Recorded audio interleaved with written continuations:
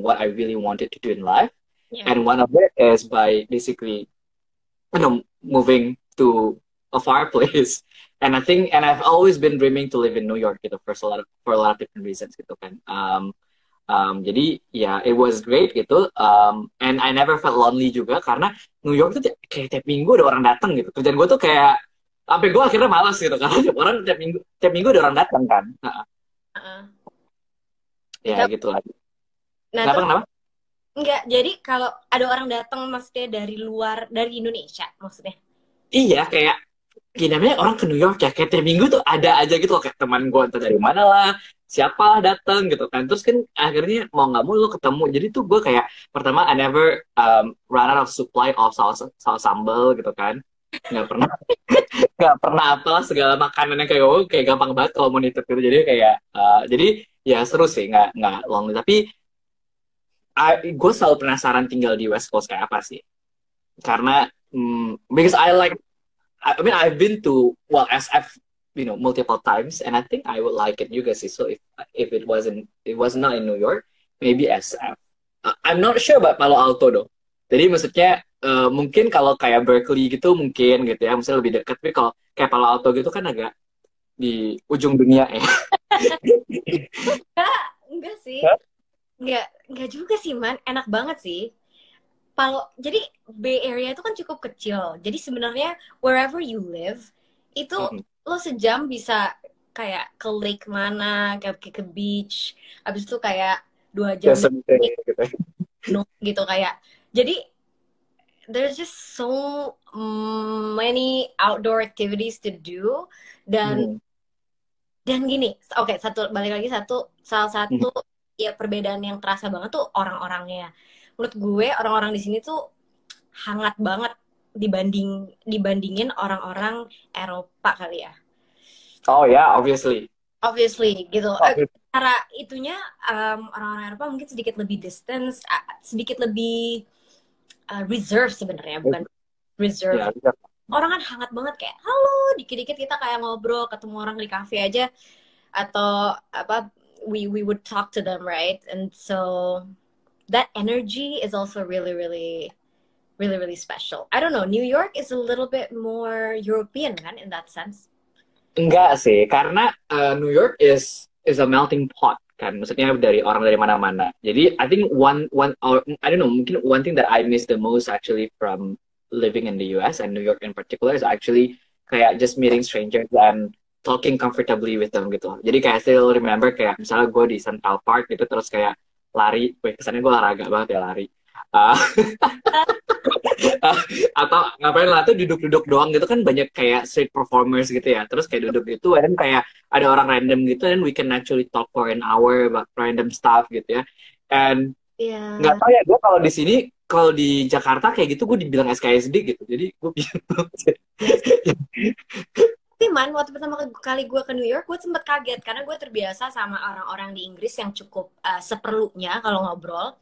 Gue ke apartemen teman gue, lagi mencet kayak number in the elevator, terus ada orang lain masuk, terus dia langsung ngajak gue ngobrol lama banget gitu. Nggak lama juga sih, di elevator juga nggak lama-lama. Yeah. Elevator pitch itu namanya. Kayak kaget gitu kayak, oh you're talking to me, wow, and people are just so friendly. Ini waktu S1. Iya, tapi ya itulah. Jadi so jadi now having studied in both countries, maybe you realize kayak you actually like mungkin West Coast in particular ya, kayak, and I think I mean kayak gue pernah kan beberapa kali sit in di Stanford itu, gue kayak dia suka banget sih, kayak the campus is kayak gue gak ngerti lagi sih kampus lo itu gedenya kayak ini buat yang nggak tahu ya, jadi Stanford itu nih, kalau kalian misalnya tahu UI kan gede ya, ada danau, ada apalah segala macam. Ini Stanford tuh kayak berkali-kali lipat lebih gede dibandingkan itu. Intinya kayak ya sih. Menyenangkan, jalan-jalan di kampus aja tuh udah capek gitu. Jadi iya, dan banyak banget kayak sculpture gitu kan, kayak di mana-mana. Jadi kayak it actually feels like kayak outdoor museum gitu loh in a way, karena banyak installations, banyak sculpture, kayak even ada art museumnya sendiri gitu ya. Jadi kayak gila sih. Stanford nih dulu ya datengin berapa? Iya, gue dulu datangin Belva, kan dulu kerjaan gue ngurusin. Jadi gue kayak apa namanya kayak ya gue berapa minggu, 2 minggu atau berapa lah bisa ke Belva gitu. Terus habis itu kayak jadinya sit in di kelas-kelasnya GSB. Oke. Terus dulu, Oh. jadi gue pernah kayak ya nyobain beberapa kelasnya. Terus kayak dulu kayak kayak pas gue lagi di sana, terus kayak Condoleezza Rice lagi lewat gitu. Lu ngambil kelasnya gak sih? Enggak. Enggak ya. Jadi kayak Condoleezza Rice lagi lewat gitu sih. Kayak, oke. Terus waktu dia di Kennedy School gue juga sempat sering jadi kerjaan gue kayak ya kayak kalau libur gitu kayak oke gue. Iya, gue sedih sih sekarang karena COVID jadi kayak nggak terlalu ada campus experience-nya sangat berkurang. Jadi Mhm. aduh, sebenarnya menyedihkan kalau gue bayangin. Tapi Nah, tapi ini ada actually ada satu question dari one of the audiences gitu nanya kayak how does it feel to study online in a top university gitu kan. I mean you had certain expectations of course before going to that university and then now you're studying online gitu. Kalau gue juga studying online juga cuman maksud gue kayak I knew that's what I'm going to take gitu kan. Tapi kan kalau lu kan punya different expectations gitu. ya, ya, ya, ya. Tentunya pasti ada kekecewaan lah in general kayak itu dari angkatan kita bahwa this happen tapi ya mau gimana lagi. And kalau secara materi man to be honest masih sama kualitasnya gitu. Oh. Dan gue ngerasa beruntung juga karena fakultasnya um, Mhm. and the teaching faculty sangat memberikan effort dan energi yang sangat besar untuk melakukan transisi yang smooth. Mhm. Gimana caranya online-nya tuh juga bisa tetap efektif. Dan apa ya, hampir semua aspek dari sebuah kelas kayak partisipasi, kayak gitu-gitu tetap sama. Cold calling juga tetap sama. Buat teman-teman yang nggak tahu, cold calling tuh kalau di kelas kita bisa, intinya kita Ya.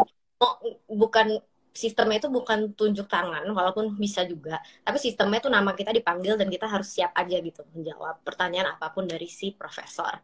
Itu tetap semua masih ada. Jadi sebenarnya tetap engaging dan tetap lumayan intens dan role play gitu-gitu juga sih man. So Iya. less about academic experience-nya menurut gue nggak terlalu compromise, tapi justru social experience-nya. Karena kan biasanya Ada kalau klub, ada ini ya macam-macam.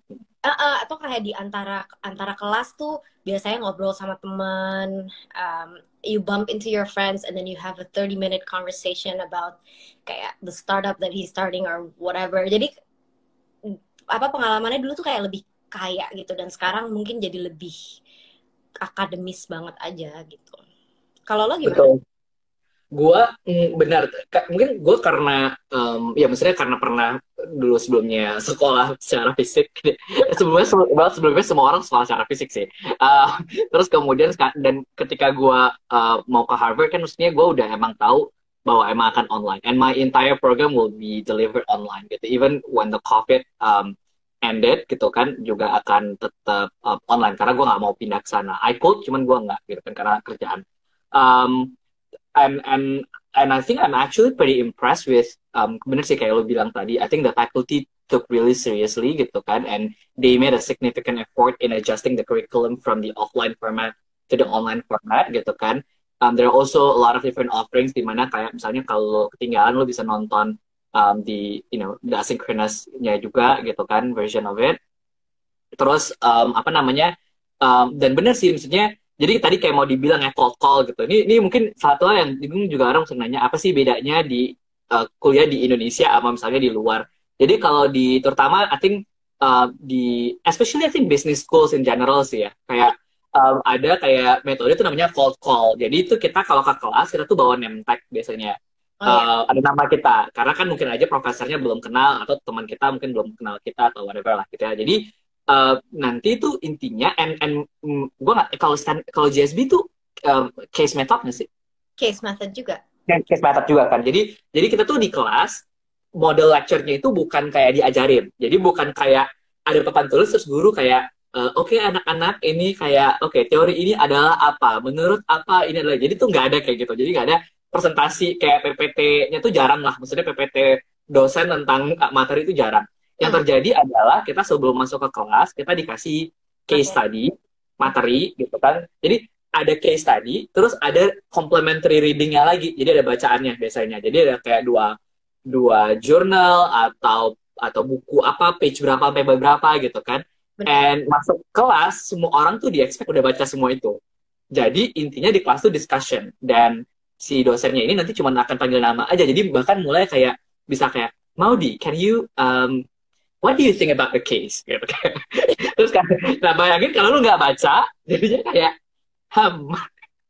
Dan makanya akhirnya tuh ribetnya salah satu capeknya, tapi akhirnya juga belajar banyaknya dari sekolah di US itu adalah bacanya banyak banget. Iya, ke kelas itu memang harus prepared banget karena kita bisa diminta debat lah sama temen sebangku kita. Kita bisa jadi even bukan cuma baca, man kadang-kadang harus sempat mikirin dulu. Group work. Iya, betul. Kayak harus sempet dan kadang-kadang ada study questions juga yang cukup we have to like run some numbers dulu Betul. atau Betul. hitung-hitung apa dulu. Um, jadi gitu sih. Itu yang cukup special. Benar. Jadi benar. Jadi selain reading bisa kayak dikasih misalnya data set, terus kayak yang terkait mungkin sama readingnya, terus kayak bisa disuruh kayak ya operationalize numbers atau apalah gitu. Terus nanti di kelas udah ngomongin itu aja. Um, jadi actually there were a lot of efforts yang harus diambil di luar kelas juga. Makanya kadang kalau apa ya, makanya orang kalau misal mau ngambil kelas banyak-banyak tuh kadang mikir karena kayak kayak kompromisnya banyak gitu. Dan kemarin man, oh my god, gue jadi ada satu kelas namanya Fundamentals of Effective Selling. Jadi intinya Hmm. sales gitu. Sales. Dan itu ada satu kelas di mana dua murid itu akan dipilih untuk role play selama kelas itu. Jadi role playnya 30 menit, lo bayangin ya. Hmm. Tebak siapa yang terpilih? Gue. Lu jualan apa? Case-nya apa? Disuruh jual apa? Um, enggak, jadi gue kayak disuruh ngomong sama customer dan gue harus close the deal intinya. Oke. Okay. Tapi pakai gue gimana caranya harus pakai framework dan strategi-strategi yang dia udah ajarin gitu. Tapi it's so brutal karena selama 10 menit kita role play, kita kita ngelakuin role play itu, terus 10 menit lagi itu videonya di replay di Zoom, terus kayak dikritik setiap aspek cara gue ngomong dan apa yang benar dan apa yang salah dan lain-lain. So itu satu contoh lah teman-teman bahwa ini baru kejadian 2 minggu yang lalu dan itu cukup pembelajaran yang sangat memorable. Iya, dan sebenarnya makanya si COVID ini meskipun ya emang agak kadang ada, maksudnya ada beberapa hal yang kayak menyebalkan, tapi gara-gara online ini juga banyak hal yang possible. Jadi misalnya kayak role play gitu ya, karena kan gampang ada breakout rooms dan segala macam. Jadi gue kayak kemarin ada kelas di HBS itu ngambil itu salah satu bukan salah topiknya lah yang di belajar itu adalah tentang having difficult conversation gitu. Jadi kayak itu role play-nya udah kayak mut-mutan gitu kan karena lu tiba-tiba dibawa ke breakout room tiba-tiba ada stranger lu dikasih case lu mesti role play jadi orang apa mesti ngomongin apa gitu kan dan kita nggak tahu dia juga dikasih case apa yang kayak mesti responnya gini loh lu harusnya gitu jadi kayak anyway I think lebih lebih ke structured dan lebih organized karena ya cepat gitu kan kalau karena si breakout roomnya gampang maksudnya kalau gue di kelas bayangin kayak ayo cari teman kamu di mana. Terus kayak lu duduk cari tempat duduknya di mana-mana gitu kan kayak mau big bang coret gitu. Yeah, that's true. I like that about virtual settings. Yeah. Ya. Ini by the way, ini kita tadi ngobrol-ngobrol aja. Ini orang banyak nanya. Kok kayak Itu juga udah punya banyak screenshot loh di sini pertanyaan buat Iman Usman. apaan? Ini kayak gue orang kayak banyak banget di komen. Who is this guy? Kayak ini orang siapa? Coba, Halo, aku coba hanya manusia biasa. Iman Usman ini kok jadi gue yang kan ini kan akunnya Iman. Tapi tuh kayaknya nggak ini orang actually banyak kan ini follower lo sih kayaknya. Jadi Oke, anyway. yang kita perkenalkan sebenarnya ada pertanyaan yang cukup menarik menurut gue. Oh, apa tuh? Pertama kali kita ketemu tuh gimana? Hmm. Dan first impression kita dengan satu About sama each other. Hah? Oh, oke. Okay. Oh ya, yeah, about each other kan. Oke, you start. Oh, Mungkin gue jawab pertama dulu, then impression dulu ya. Jadi, so we met. Jadi dulu gue waktu kuliah, gue pernah bikin project namanya Inspire Cast. Jadi itu tuh kayak podcast gitu lah, where gue waktu itu sama sama Marshanda. Jadi we collaborated, and then gue interview orang-orang gitu, macam-macam lah gitu. Jadi this was before podcast became a thing gitu. Jadi kalau sekarang kan kayak semua orang podcast podcast gitu kan, dulu tuh kayak kayak inilah gitu. Terus gue lupa mau ini episode berapa ya. Kayak gue ingat Belva tuh episode 2 I guess. Uh, jadi karena gue pernah interview Belva juga. Jadi terus kayak terus waktu itu kayaknya waktu itu abis perahu kertas nggak sih kayaknya, kayak few months after perahu kertas kayaknya. gue datang pakai bini bukan sih man? Iya iya gue kayak ngeliat gitu kayak ini gue tadi malam kayak tiba-tiba gue sekarang video ini by the way masih ada di YouTube gitu. Gue kan juga baru sadar gitu. Terus kayak ada kayak ini kocak banget karena kayak gue ada satu pertanyaan nanya kayak gue masih cungkring nggak jelas gitu lah, masih kayak anak kosan gitu. Terus gue kayak nanya sama Maudi kayak jadi Maudi apa nih kiat-kiat suksesnya? Terus responnya Maudi, ehm, kiat tuh apa sih? Wait, kiat apa ya? Terus kita kayak gue sama Caca kayak um, Malu, kiat. malu, malu. Kiat adalah itu kayak tips. Kita kayak berpikir kayak memikirkan sinonim dari kiat ini tuh apa gitu.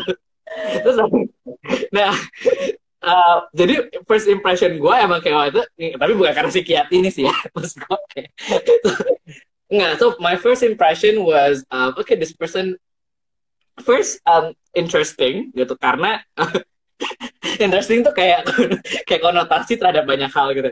Nggak, karena nggak menurut gue kayak she's definitely smart gitu kan, and then she is very energetic dulu ya waktu sebelum, maksudnya I think kayak karena gue udah kenal beberapa tahun dan segala macam, so I've seen your ups and lows juga, jadi kayak dulu gue mikir kayak ini orang energetic sekali gitu.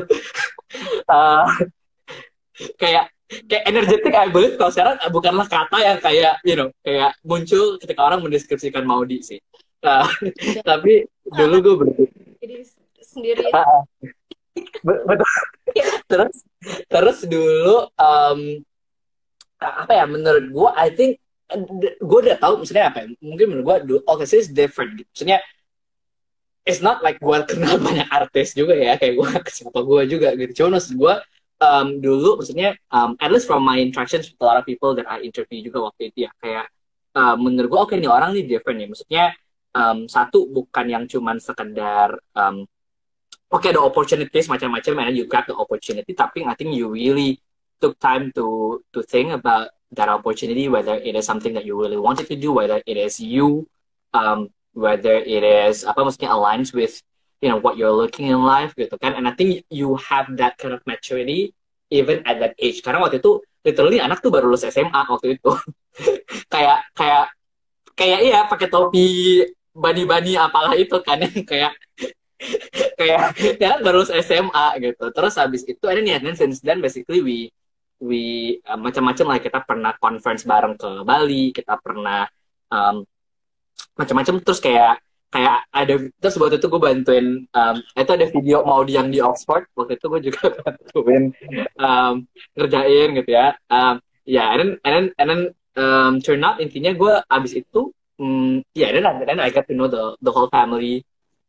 Gue jadi temennya nyokapnya Maudi gitu kan.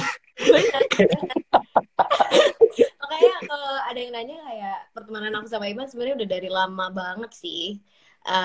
Dan Iman has really seen like the ups and downs, dan banyak identity crisis gue juga lah, gue sering obrolin kalau okay, so my first impression of Iman pada saat itu Iman, gue sebenarnya udah agak-agak sedikit lupa episode podcast itu secara detail ya Man.